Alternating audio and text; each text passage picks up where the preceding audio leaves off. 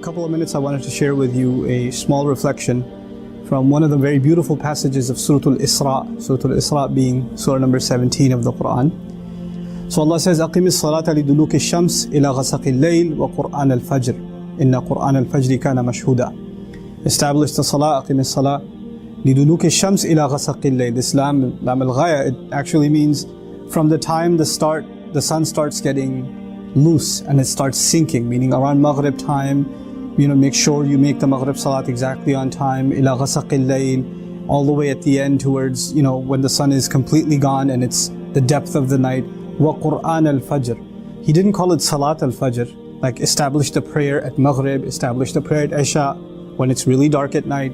But when it came to Fajr, he didn't even call it Salat al-Fajr, he says wa Qur'an al-Fajr, the Qur'an of Fajr.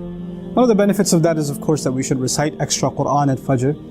But there's something special about me as a person, me as a Muslim, developing a relationship with the Qur'an, especially at Fajr. And so the advice I give myself, and the advice I'm sharing with all of you, is that if you can make Fajr an institution in your life, set time aside for making good Fajr Salat. Young men that are listening to this, go make Salat at the masjid.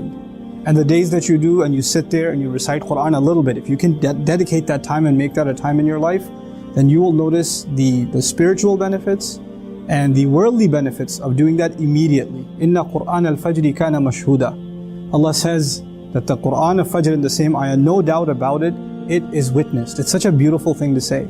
Because the word mashhud means that which is witnessed. So the Fajr of Qur'an, the recitation of Qur'an, the prayer that you recited, or that you attended, is witnessed by, the question is witnessed by who? That's an hour of the day when most people are asleep. And so even if somebody's walking to the prayer, driving to the prayer, nobody sees them. But Allah says that's the time that is mashhud. Usually things that are mashhud, things that are witnessed, are the middle of the day.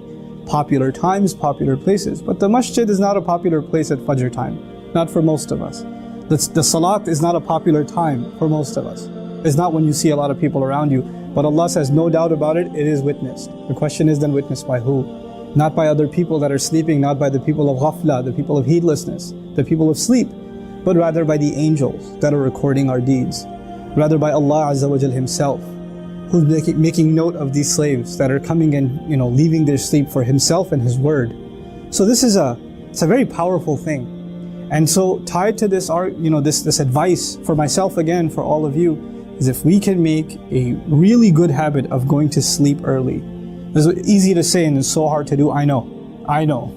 We always have things to do and they pile up and we start getting around to them in the evening. Of course, shaitan gets a little extra active in the evening too. So our distractions come and you're sitting there watching videos, hopefully not this one at 2 in the morning, and you're doing all of this late at night, and then your Fajr is basically, it's kind of just getting it out of the way. You're half asleep and you pray a couple of rak'ahs, you don't even know what you prayed. Your wudu was when you were half asleep, your prayer was when you were half asleep, and you go about your day. If you wake up, if you're among those who wake up.